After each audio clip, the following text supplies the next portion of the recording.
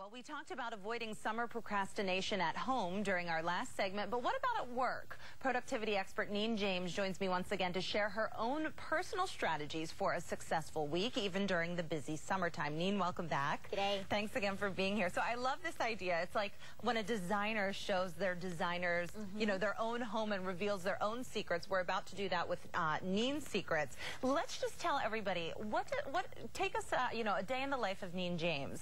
You were just saying last week was insane, right? It was. So last week I spoke in a different state every day for a different client. Okay. Now, that is not a typical week. However, my weeks are interesting because they're never the same. It could be speaking at a convention for a client, or it might be mentoring one of the women in the Stiletto mentoring program. Maybe it's spending time with some fabulous media people like you, or maybe it's writing my next book. There is no such thing as a typical day in the life of, but then there's also the running of the business as well. Right. So busy, and you still manage to be happy and adorable and so much fun. So let's spill the beans and tell people how you do it, Neen, because some days I have no idea. I get tired just reading her Facebook.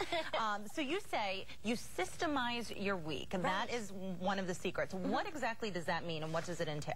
So for some of your viewers, what might help is if they think about their week like I do. So Mondays we tend to allocate to working with the women in the mentoring program and meetings that I write on a Monday. Tuesdays through Thursday, I'm traveling for clients, speaking at conventions, or doing media work. On Friday, I also see some of my mentees in the Stiletto mentoring program. But on Friday, kind of after lunch, I start to structure next week. So what I believe is you can look at your own week and structure it according to your most productive times and your busiest times as well. Okay, and when you do that schedule, can you kind of cut off your schedule? So like at, you know, 5 p.m., 6 p.m., then it's Neen time, so you're not working crazy hours? Yeah, that's right. So for example, I don't fly on a weekend for a client unless they're incredibly special, which means I don't sell Mondays for interstate clients. I'll go up to New York or down to Philly, but I won't necessarily fly for someone.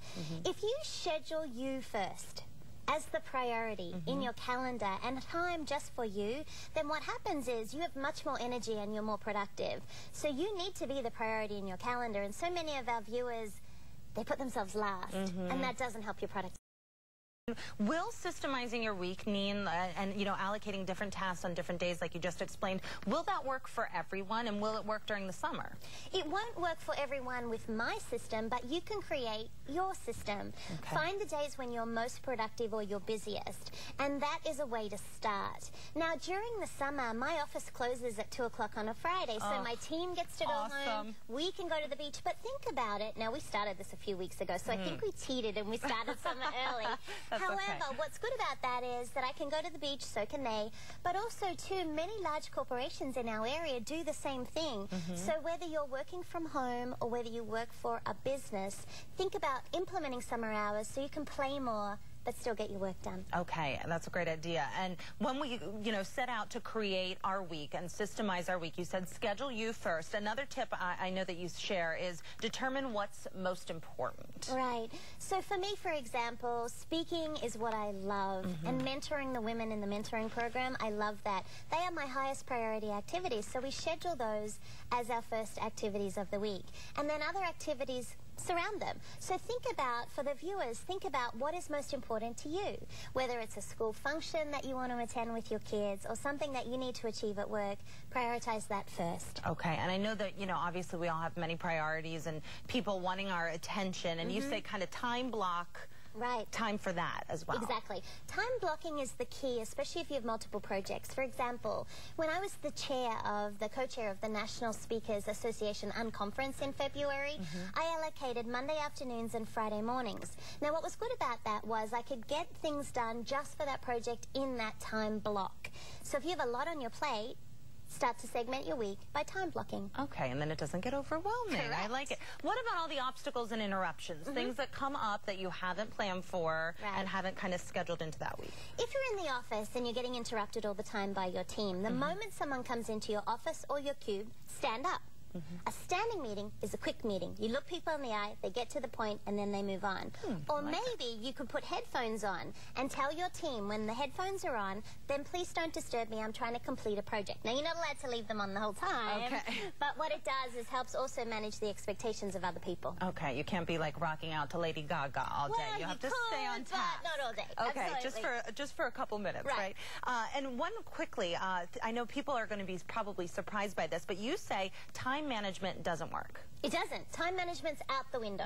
The traditional way of managing time worked back in the 80s. You know, make a list and prioritize it. Right. You spend more time prioritizing and putting your list in order than doing your list. Okay. Technology has changed the pace at which we work.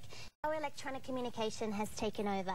So those systems don't work anymore. It's about where you manage your time, but where you manage your attention and focus your energy.